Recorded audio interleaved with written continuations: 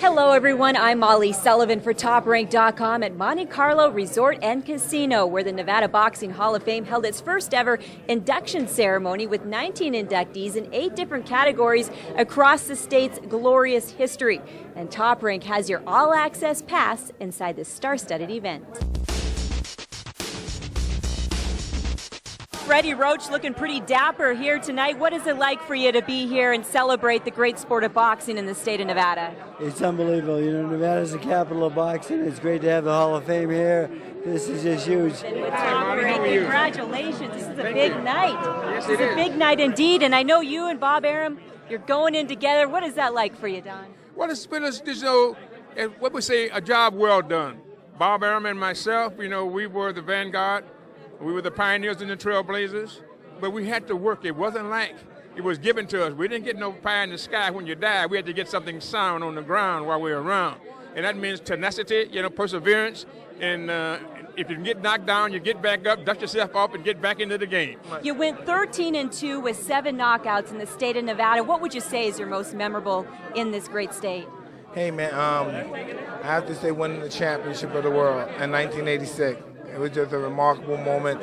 And I remember after the fight was over, and at night it was a big sign saying Mike Tyson, youngest heavyweight champion in the world, and I was just so ecstatic.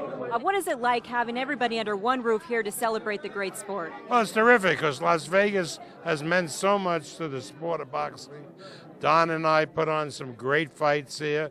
The participants who are being honored tonight participated in the fights. I mean, this is the tradition of Vegas. Boxing is what made Vegas what it is today.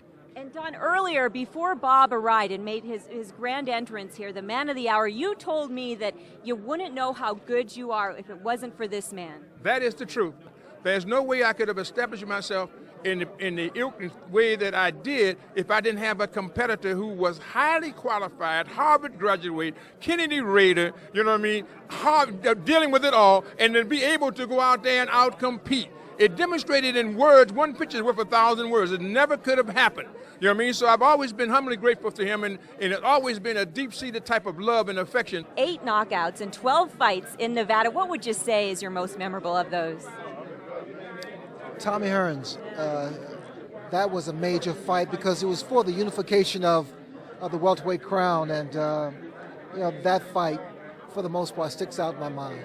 And I was going to go into your trainer and what he said to you and going through all that, but You're blowing it, son. You're blowing it. Well, that has been in my head for 30, 40 some years. So it's been a long time. Well, and that's the power of boxing, isn't it? I mean, we're here to celebrate the great sport, and isn't that part of what boxing is all about? It is. It's those moments in boxing that lives forever. I'm here with Larry Holmes and his lovely wife, Diane. And Larry, you fought 23 of your 75 professional fights in the state of Nevada. You've always said that Vegas is your home away from home. What is it like being here tonight?